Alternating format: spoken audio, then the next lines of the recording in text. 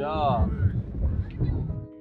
Knowing that it's been 10 years, it still feels like it's not, like it's, I can't believe it's been 10 years and I can't believe that he's still actually gone. I met Tracy Martin, which is Trayvon's father, when Trayvon was, I think, 7 or 8 years old. And we instantly became instant buddies, and we've coached together every single year. We coached Trayvon up until he was 14, 15 when he went into high school. He just loved sports, he loved different things. He was always a loving kid. He would give his last to anybody. It didn't matter to him. That just was, his heart was huge.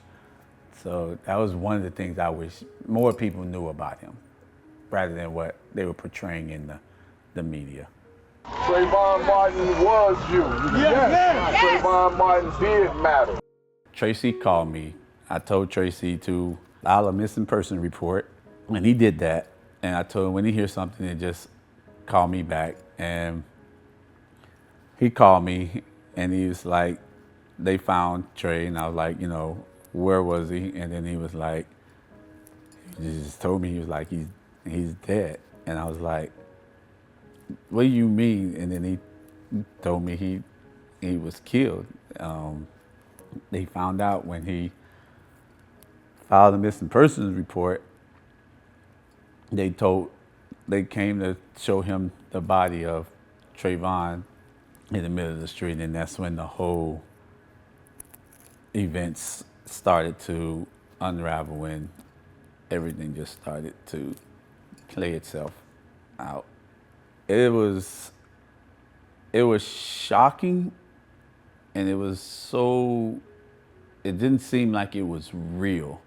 It was like, I couldn't believe somebody I know, yet alone Trayvon, was killed. Like, I just wouldn't have never imagined anybody, especially a kid close to me, you know, being killed. So it shocked me, and then I had to tell my son about it, and that was the hardest part.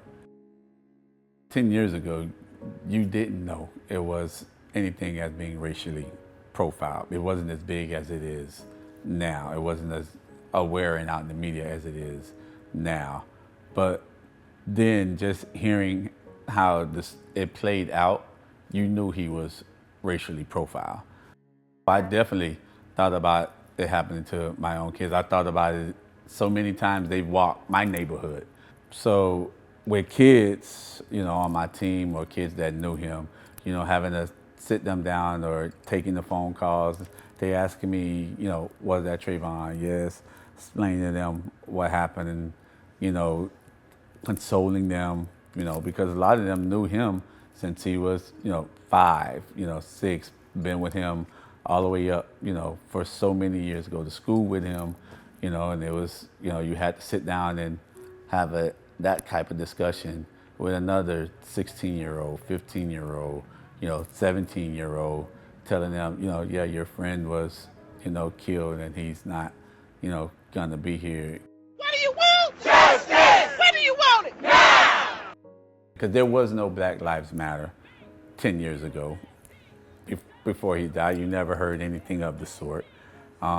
Seeing people with his demise, when the story finally came out on how he was racially profiled, you know, because he was a black kid, to see the thousands and thousands of people come together, you know, in hoodies, you know, saying, hey, it could have been my kid. Yeah, the president of the United States himself said, it could have been my kid. But my main message is to the parents of Trayvon Martin. You know, if I had a son, he'd look like Trayvon. And this is a tragedy. I can say over the last 10 years that Trayvon has touched me as a person, as a coach, the way I deal with kids, the way I talk to kids, the way I talk to my own kids. It don't matter who line up in front of you. Your confidence is here. You can play against anybody. You can cover anybody. You want to reach out to them more. Before it just been like, you tell the kid to do something and that was it. Now you want to tell the kid to do something, you actually want to hear their thoughts. It's been 10 years, but it's been 10 short years.